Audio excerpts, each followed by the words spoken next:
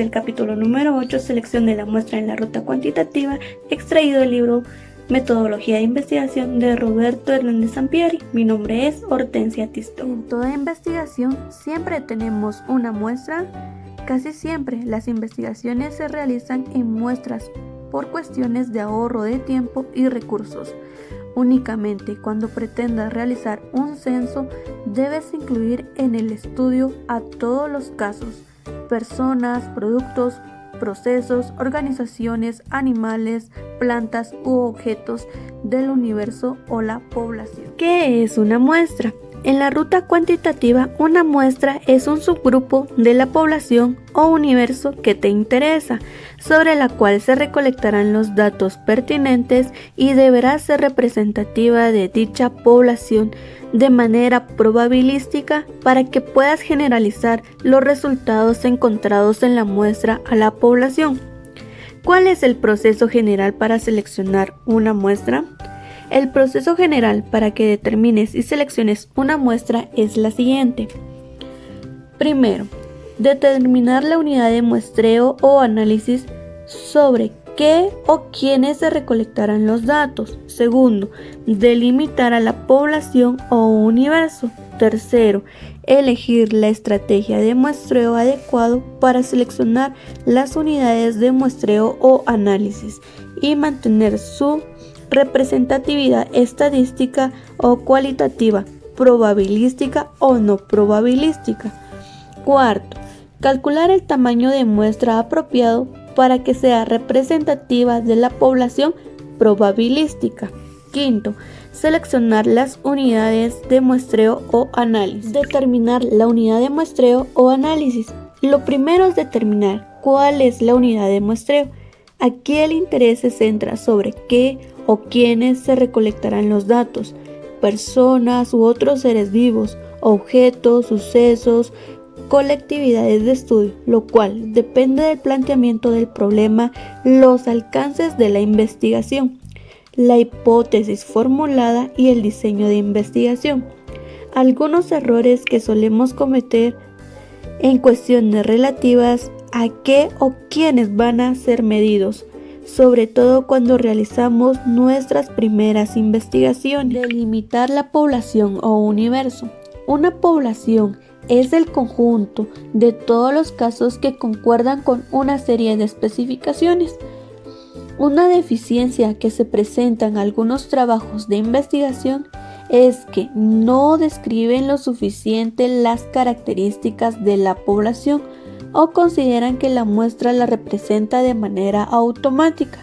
Por ello, es preferible establecer tales características con claridad con la finalidad de delimitar cuáles serán los parámetros muestrales, especificarlo, plantearlo y delimitar. Las poblaciones deben situarse de manera concreta por sus características de contenido, lugar y tiempo, así como accesibilidad. De nada te sirve plantear un estudio si no es posible perfilar con exactitud los criterios de inclusión y exclusión de muestra. Al seleccionar la muestra debes evitar 3 errores que puedes cometer. 1. Desestimar o no elegir casos que deberían ser parte de la muestra, participantes que tendrían que estar y no fueron seleccionados. 2. Incluir casos que no deberían estar porque no forman parte de la población. Y 3. Seleccionar casos que son verdaderamente inelegibles. Gracias por su atención. Hola, mi nombre es Keisha Gómez del grupo Los Boon y el tema a tratar hoy es sobre probabilísticas y no probabilísticas. ¿Probabilística o no probabilística? Hasta este momento hemos visto que se debe definir cuál será la unidad de muestreo o análisis y cuáles son las características de la población. En este inciso te comentaremos sobre los tipos de muestra con la finalidad que puedas elegir lo más conveniente para un estudio en particular. Tipos de muestra. En la ruta cuantitativa existen 2 tipos generales de estrategia de muestreo, probabilístico y no probabilístico. En la muestra probabilística todas las unidades casos o elementos de la población tienen al inicio la misma posibilidad de ser escogidos para conformar la muestra y se obtienen definiendo las características de la población y el tamaño adecuado de la muestra, y por medio de una selección aleatoria de las unidades de muestra. En las muestras no probabilísticas, la elección de las unidades no depende de la probabilidad, sino de las razones relacionadas con las características y contextos de la investigación. Aquí en el procedimiento no es mecánico o electrónico, ni con base en fórmulas de probabilidad, sino que depende del proceso de toma de decisiones de un investigador o de un grupo de investigadores, y desde luego las muestras seleccionadas obedecen a otros criterios. Ejemplo: consumo de drogas ilegales en la población laboral de Chile. Ahora tenemos una investigación que tuvo como objetivo conocer las características principales del consumo de drogas en la población laboral de Chile, frecuencia de uso de estupefacientes y sustancias más consumidas, accidentes laborales asociados al consumo del narcotráfico, etc. Arrendada y consumida en 2002. La muestra fue nacional y probabilística. Estuvo construida por 7.888.000 personas de las 13 regiones del país en esa época. Los datos en su momento fueron de utilidad para el Consejo Nacional para el Control de Estupefacientes, CONACEP. Este tipo de estudios, donde se hace una asociación entre variables y cuyos resultados sirven de base para tomar decisiones que afectan a una gran población, se logra por medio de una investigación por encuestas y muestras probabilísticas, diseñada de tal manera que los datos lleguen a ser extrapolados a la población con una estimación precisa del error que pudiera cometerse al realizar las tareas generales. ¿Cómo seleccionar una muestra probabilística? Las muestras probabilísticas son esenciales en los diseños de investigación transaccionales, tanto descriptivos como correlacionales, causales. Las encuestas de opinión, por ejemplo, donde se pretende hacer estimaciones de variables en la población. Estas variables se miden y se analizan con puras estadísticas, en una muestra la cual se presupone en probabilísticas y todos los elementos de la población tienen una misma probabilidad de ser elegidos. Para obtener una muestra probabilística son necesarios dos procedimientos. 1. Calcular un tamaño de muestra que sea representativo de la población, con un margen de error y un nivel de confianza. 2.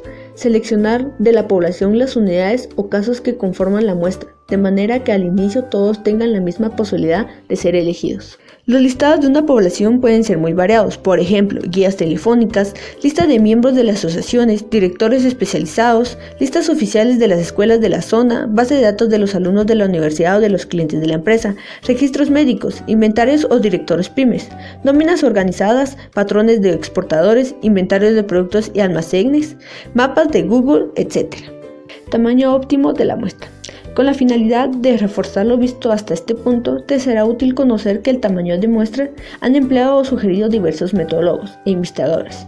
Por ello muestran algunos ejemplos y reproducen varias tablas como de 8.4 a 8.7, que indican los tamaños de muestras más utilizados o propuestos por diversos autores, según sus poblaciones nacionales o regionales, y los subgrupos que requieren estudiarse, así como de acuerdo al análisis que pretenden efectuarse.